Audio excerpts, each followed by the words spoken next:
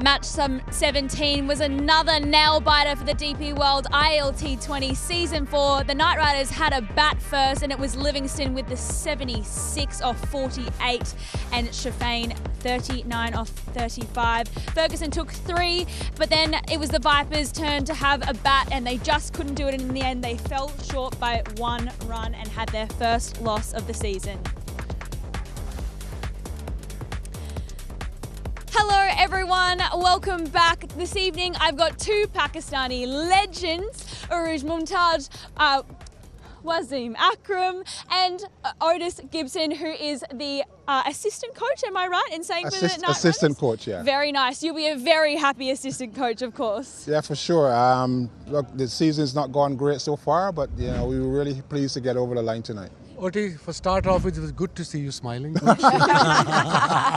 So explain it to the viewers. Yeah. How difficult for it as a coach sitting outside when you can't control stuff? Look, Waz, I mean, we played against each other a long time ago, and we, I guess, older generation, we want it in our hands. We want the pressure, you know, and obviously with coaching, you don't have that. You got to trust the guys. That's why we try and do a lot in preparation to make sure that when we're sitting there watching, that we feel that confident that they understand what we want them to do at the back end. And obviously every game is pressure, so it was pleasing to see the way the guys handled the pressure tonight. And then walk us through that over of Oli Stone, where Kazaimat Tanveer came out to bat. He usually bats at number 9. He was batting at number 7. He went around the wicket, bowling outside off stump, full deliveries. I mean, I couldn't get it outside as an ex-bowler sitting outside, upstairs. Yeah, look, I think there's 2 things to think. The first thing is that he did it to us before in Sharjah. Sure. And then obviously this time we had a specific plan, and we practiced it going around the wicket, wide of the crease, bowling out to the wide line, out to the pocket. Yes. But the field setup wasn't right for those deliveries. We wanted a high extra cover, and he had the extra cover a little and the bit point fielder on the boundary there. Yeah. So the field setup wasn't right. The thinking was right, but the execution and the field setup wasn't right. And I think if the field was a high extra cover, it would have been caught on the boundary. But these guys, a lot of these guys here, you know, there's a lot of pressure attached to this cricket, you know, and handling the pressure. I thought AJ handled the pressure beautifully the last over. He bowled really well. First ball went for a boundary, no ball, and you're thinking, wow. And he did really well to hold his nerve. I think it's a sign for you guys. Well, this game was important. If you would have lost today, you would have been probably out of the tournament. Yeah, very important. We're watching it now, this final over from AJ. Wasn't it just spectacular? As a coach, you must be so stoked to see that performance. Yeah, and from somebody like him, you know, he's a local bowler, bowling to international batsmen in that pressure, to hold his nerve and to execute the way he did was fantastic. So and he used his pace beautifully. Yeah. You know, the Yorker, outside off stump, the leg cutters, and of course that was, I think, the key. The way he came back into the over, am I right, Aruj? Yeah, especially for the first one going for 4, and then for him to put a dot delivery off the free hit takes some nerves. Like you mentioned, obviously, some of these guys playing with international stars, and to defend 9 or 5 in the end, he must have been very pleased. Yeah, for sure. And I think most teams in this tournament would have an international bowler bowling that last over. Yeah, you know? most of the time. So to have a local bowler, trust him to do it. Obviously, give him the field setup that he wants, but then say to him, listen, back yourself, back your skills, back your preparation, and get it done, you know, and he did really well. And I just saw Bravo wearing about 3 jumpers there. Yeah, I don't understand that. I live in the northeast. I live in the northeast of England, so this is not cool for me. It's like a pleasant day, but Talking about Bravo though, he was on the sidelines, pacey. He looked stressed, but then he was, you know, keeping the team cool, calm, and collected. He just chatting to the boys. It's such a nice thing from a coach to, and probably lovely to work together with someone like that. Yeah, the problem for Bravo is that he's only just off the field. He's not been retired very long, and in his heart, I think he still wants to be playing. So he's always got some advice. He can't sit still, so he walks around the boundary, sort of encouraging the bowlers, giving them specific plans and stuff like that. And as you can see there, sometimes gives you extra confidence as a young bowler if your coach is walking around and having a quick chat, just a half a minute chat, okay, try to do this, try to have this feel, and that gives you extra confidence. For sure, yeah. I mean, he's trying to motivate the guys, and he's backing them. He's letting them know, I'm backing you, I'm trusting you, just back yourself and execute, which AJ did beautifully. Now, Andre Russell, we have to talk about that 19th over. It was absolutely critical for you guys as well. It went for just 4. Yeah, listen, Dre's box office, isn't he? Absolutely. Battle ball, he's box office. We know what we're going to get from him in a situation like that. He bowled fantastic again. He bowled well in the last game. And he bowled really well here, executing very clear in his mind what he wants to do and nailing his skills. The game is very much a skill-based game now. So yeah, a lot of experience behind him. 500 plus wickets in this format. He has been #1 all-rounder in this T20 format for I don't know how long years. Yeah. So he knows how to handle pressure. Correct. He's the right man to have for that 19th over, in my opinion. Yeah, correct. And he did his job. At the end of the day. And he set it up for AJ to come and finish the game for us. Look, it's been a tough series so far for us, tough tournament. We haven't really clicked as a batting group. We're still, I think, losing too many wickets in the power play, exposing the middle order too early and stuff like that. We did really well. We had a nice partnership between Alishan and Livy that got us up to a decent score, and I think once we get to a score like that, I think we have the bowlers. We see now we have the bowlers that can defend a score like that. The problem is doing it consistently. You lost, I think, 2 wickets for 9 runs and you were 3 for 43. Yeah. And then suddenly these boys came back and they were rotating the strike. Probably that was the plan. Yeah, for sure. We said, part of our problem in all tournaments has been losing too many wickets too quickly. So let's just bat deep and then let Sherfane, let Russell, let Jason Holder, who didn't get a hit, let those guys, give them the opportunity to bat the last 5 overs. And if we can get, with the power we have at the back end, if we can bat 5 overs and we can get 50 or 5 overs quite easy at the back end, and that will get us up to a 180. I think you need 175 to 185 here if you're going to be competitive. Now, like Waz says, great to have a smile on your face and a much needed win. But in terms of conversations, because obviously it's been a bit of a hard run with those losses in between and must-win games to sort of keep going forward. What's the conversation like? Because you've got some real youngsters like AJ who's held his nerve tonight, and it must be giving them a lot of confidence to win the key moments for you. So what are the conversations like, and just to keep that motivation going? Yeah, look, I think especially from Bravo, the head coach, he's always positive. He's always saying, even the game that we lost here the other night, he said he was really confident because he can see signs that we were getting better. And obviously it was really nice then for us to come and win this one tonight, and hopefully that's a turning point that we can keep that momentum going now and try and win the next game in 2 days' time. And probably, the saying he's speaking at the right time, that probably it for you guys. Yeah, well, look, we've just beaten the best team in the tournament. I know, the unbeaten team, So I'm sure there's going to be a lot of confidence in the dressing room from that. And like I said, hopefully we can carry this confidence forward. Now, Phil Salt was out to the first ball of the game. Has he got a little bit of an injury? Because we didn't see him in the field in the second innings. My understanding is that he got one on the top of the foot, and then he went to the hospital for a scan. So that's all I know at the moment. But that's painful though to start off with. I hope he's okay. For sure. Yeah, it looked like it was going down leg though to me.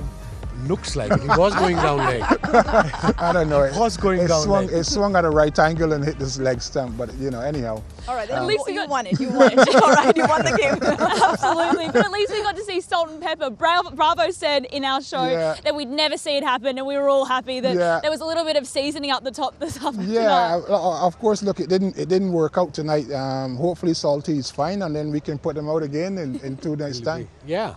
What was it that you really worked on in those 3 days that you had off? Obviously, you had 4 losses on the trot, so tonight's win was really critical for you. Was there something that you focused on as a side? Just mentality, I think. Just mentality. I think we've got all the squads in the tournament are very strong. Especially after the auction. Yeah. All the squads are very strong, and we wanted. We have to try and identify what our issues are, and the issues are losing too many wickets up front. We're the only team I think that's been bowled out twice, so clearly there was an issue with batting that we've tried to address, having conversations with the batting group and so on, and saying, look, you guys have the opportunity to bat longer and take time. I think especially here in Abu Dhabi, the new ball is the hardest time to bat. So absolutely, if you need to take more time to get through the new ball without too much damage to our innings, then do that, and then give us the opportunity with the power we have at the back end to catch up. And the coach, the reason swings here a lot more than the other two grounds because of the open atmosphere, you reckon? For sure, yeah, 100%, yeah. And there's a lot of breeze going around. And there's a lot of breeze. There's a lot of things to contend with, and the wicket, if it's a fresh pitch, the ball sticks in the surface a bit, and there's a little bit of nip and so on. So the new ball is a challenge here, and what we've been trying to perhaps go too hard at the new ball and losing too many wickets and exposing our strong middle order too early, and we're having the wrong people trying to do the wrong job. And nowadays, really, this middle order, especially for argument's sake, Rutherford, top player, but sure, he has idea to bat in 5 to 6 overs, either chasing or batting first. If he comes in at number 8, it means that something is wrong with the team batting, because he's a proper batter, but in T20 format, his mindset is just to bat 6, 7 overs. He's dangerous. He can, I mean, he can do a lot of damage in 5 or 6 overs. Especially if the top order has gone really well, and then he comes in at the back end, he can really take the game away from opposition teams. Liam Livingstone, it was really nice to see him perform again tonight for you boys. He's such an exciting player. We know what he can do. He just lights up the arena. For sure. Look, and he obviously got some runs in the first game. Then he got run out the last game. He's not really had a lot of time in between to go and make other scores. But, it's really good to see him tonight. Give himself some time first up front. Take some time up front, and then we know how explosive he can be at the back end of an innings as well. So, and players like him can change the course of game just in 2 overs. Oh, for sure. Because a player like him is on the field, I'll be worried. Yeah, he's such a good player. And that was part of the messaging from the coaches to the batting group. Give yourself some time, If we find ourselves 2 down and number 3 walks in now. The English way with Baz Ball now is to keep going, but we're saying actually, give yourself some time, guys. Give yourself some time, and then let us try and capitalize at the back end. And I think that partnership is a reflection of exactly what you wanted. Yes, you lost wickets up front early, but then the Sharifu-Livingston partnership just kept it together up until the 15th for all that firepower to come in towards the end. Brilliant. It worked really well. All the things that we've been talking about. The things that's been hampering us, we sort of put it all together tonight. I feel like we could have probably still got a few more runs, but at the end of the day, we'll take that, and we work really well with it. Waz, do you think that now that they've had 1 win under their belt after so long, they'll be able to get the monkey off the back, per se, and really take the tournament into their own stride? Like Otis said, the confidence is back, and this close win will give them a lot of confidence. Belief is back. Like I said, on papers they look really good. Most of the team look really good in this ILT20 season 4. But over and all, when they talk about back end of the tournament, peaking at the right time, and I think they should probably think on those lines. And I think they're probably peaking at the right time. Maybe 2-3 wins, they qualify, and they go on win the trophy. You never know. Exactly. You never know in this great game, hey? The idea is to get into the top 4 anyhow you can, So this win tonight gives us a great opportunity to, we got 4 more games. If we can keep playing the way we played tonight and sneak in the back door of the top 4, then anything is possible. Up next is the Golf Giants on Thursday. What's your message going to be to them, to the team, before you enter into that game? Look, much of the same. The Golf Giants, they started really well. They've lost a couple recently as well. So much of the same. Just focus on ourselves. If we play to our potential, if we execute like we did tonight, then we're a good matchup for any team. Alrighty, thank you so much to you 3 for joining us in this post-match show. We're going to head to a quick break, but there'll be more analysis after this.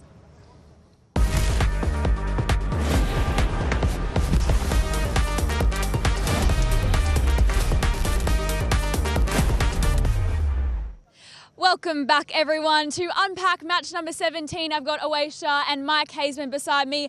What a game, boys. It was a nail-biter yet again. That just seems to be the story of DP World ILT20. Ace, were you expecting that?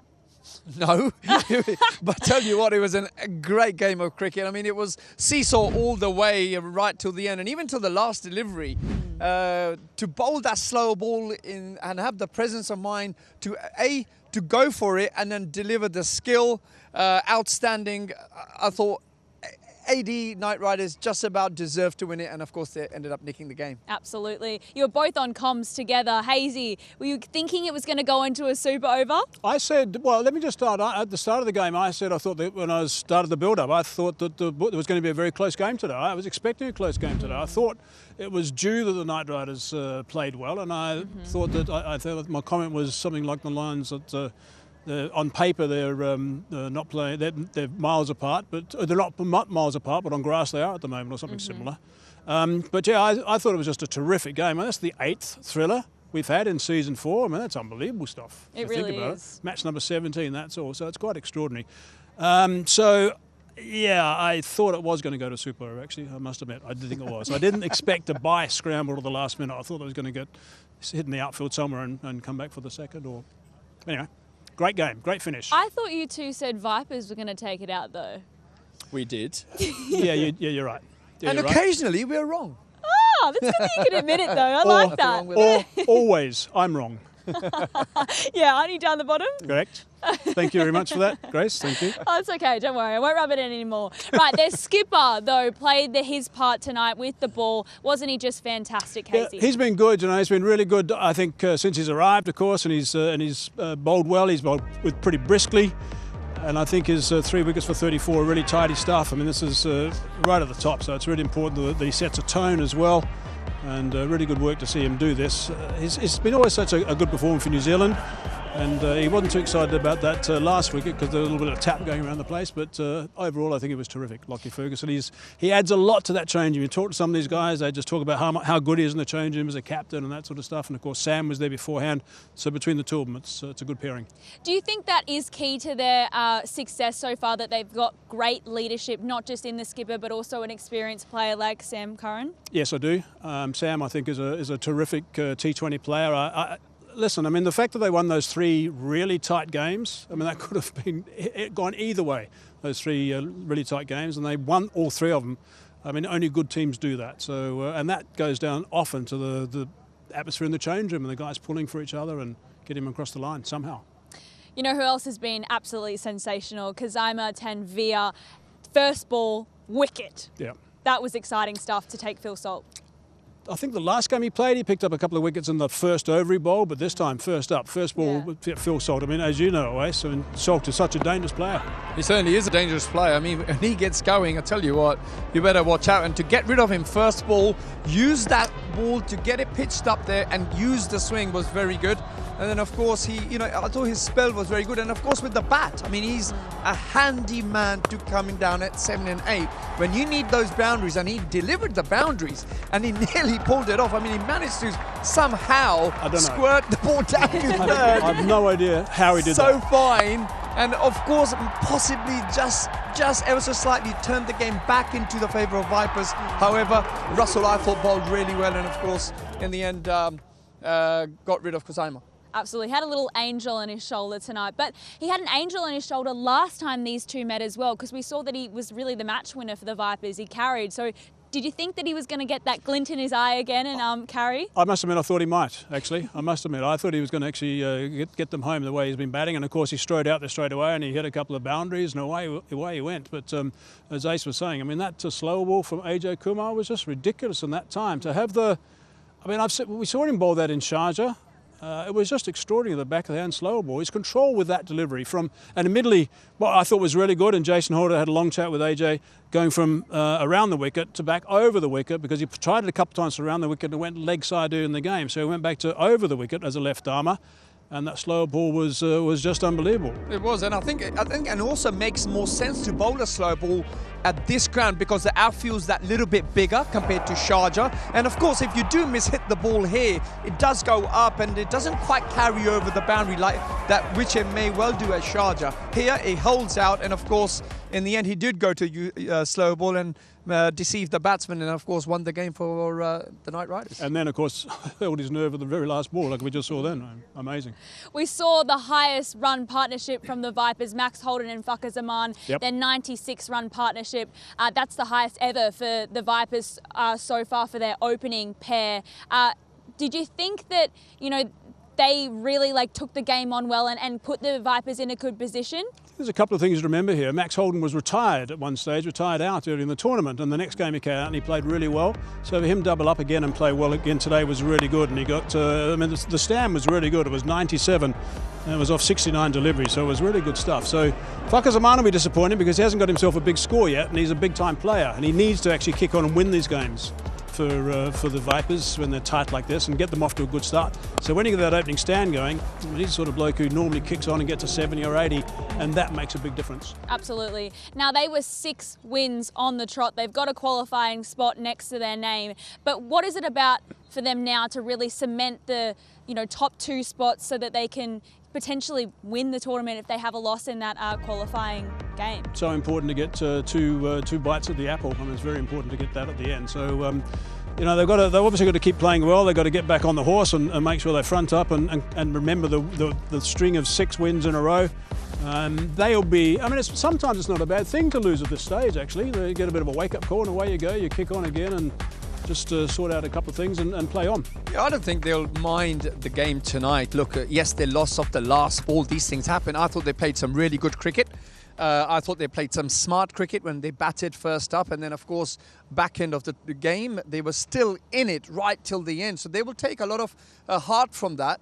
I think they just got to keep going the way they're going. I think they're playing a really good brand of cricket, and they're just going to keep going from strength to strength, I reckon. Can you help me still about the shot that was played after the no ball, the last over, second ball? Yeah, that was a bit of a mystery, really. Dan Lawrence not quite throwing the kitchen sink at a ball which was wide of off stump. It was a free hit, and most people would have thought, well, you got to at least flay it over point because everyone's up and managed to get a boundary. For some reason, tried to flay, just sort of open the face and get a single. Yeah. Perhaps we'd have to ask Dan Lawrence that. What was going through his mind there? Might be running through his head tonight when he's trying to go to sleep. Maybe. Let's head to the competition winners for the ZTV questions for yesterday. Now, the questions were, which 2 players have the most 50-plus scores in DP World ILT20 Season 1 through to 3? And the answer was Englishmen James Vince and Alex Hales. Now, question 2 was, who was the Sharjah Warriors' most expensive buy at the auction? And the answer was Junaid Siddiqui. So well done to all of our lucky winners who are on screen right now. And for anyone who took part in tonight's quiz, the results will be announced tomorrow night. Best of luck and congratulations once again. All right, my Emirates. You want to say something? I just feel very sorry for Junaid Siddiqui, just mentioning his name, because that split webbing has kept him on the sidelines for a bit. So True. Did we know an update on him and when he'll come back? Not yet. I mean, he's pretty tough though, so he'll be okay. Exactly. He can't bat, so he bowls. He'll be right. Oh, brutal from over here. Correct. Now it's my Emirates and Dubai Capitals that are taking each other on tomorrow. What do we think of that game, boys? Well, it's going to be a good game, isn't it? I mean, both teams desperate for a win, haven't quite got off and running old not Mumbai Emirates, MI Emirates, sorry. They've got a very good squad, some really big names in there as well. They're desperate for a win, and of course, Capitals as well, they could do with a win. So I think I would, if I was going to back anyone, it's going to be the MI Emirates tomorrow. Okay, There you go. Hazy, who do you think? There's a logjam there. There's 4 teams now on 4 points. So there's a whole logjam going on at the moment. And admittedly, there's, I think it's only the Warriors who play 1 extra game, if I'm not mistaken, or maybe it's the Knight Riders. But anyway, it's a logjam on 4 points. So it's a really important game, that one. Dubai, it's a wonderful stadium. So I think I'm predicting a super over and a thriller. Oh, there you go. Super over again. That would be massive to see too. Thriller number 9 coming up tomorrow. Predicting. Are you working? No, I'm not. I've got the night off. Day off? Are you working? Day off. Day off? I've got a day off. You won't see any of us, but that's okay. You'll see unbelievable cricket. We cannot wait to show you all of the action at Dubai International Stadium tomorrow for match number 18. Don't go anywhere. We'll be back tomorrow with more to come.